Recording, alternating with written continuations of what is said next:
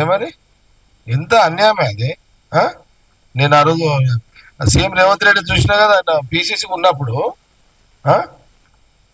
ఇంట్లోకి పోయి దర్వాజాలు దాన్ని అలా మిస్సెస్ ఒక దిక్కు ఏం చేయలేని పరిస్థితి. ఆఖరికి ఈయన రేవంత్ రెడ్డి ఆడి కూడా పోలీసులతో కొట్లాడుతున్నారు.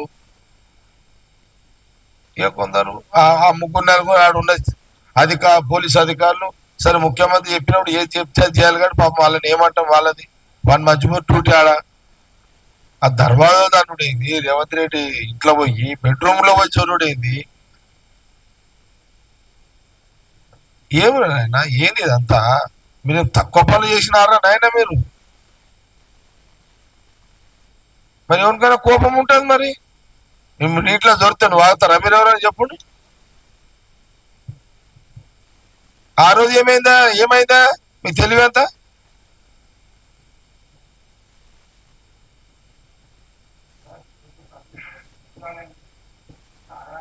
వాడి సంగతి తర్వాత హరీశ్రావుది ఇది కానీ ముందు అయితే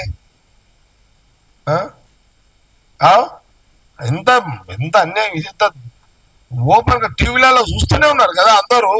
మినిట్ మీరు టీవీలలో చూపెట్టారు కదా. ప్రజలకైతే చూపించి మీరు మీ బాధ్యత మీరు చేసారు. ఏం జరుగుతుంది అని చూపించారు కదా ఆ రోజు.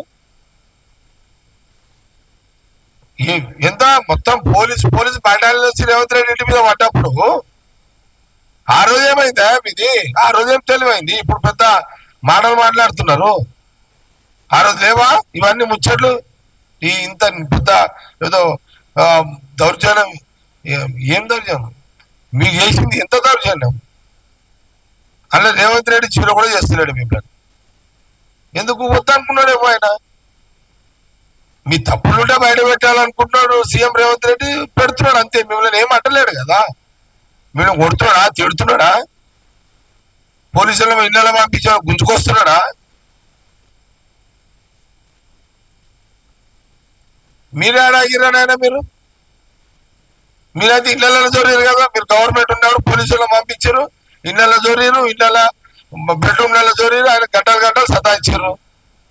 చేసారు కదా ఆ రోజైతే మీరు. దానికైతే నాకు ఏదైనా నాకు రాజకీయంగా రేవంత్ రెడ్డికి ఏదన్నా నా పార్టీ ముఖ్యమంత్రి, నా పార్టీ పిసిసి, మా మధ్యలో 1,00,000 ఉంటే అది వేరే విషయం. అదిగా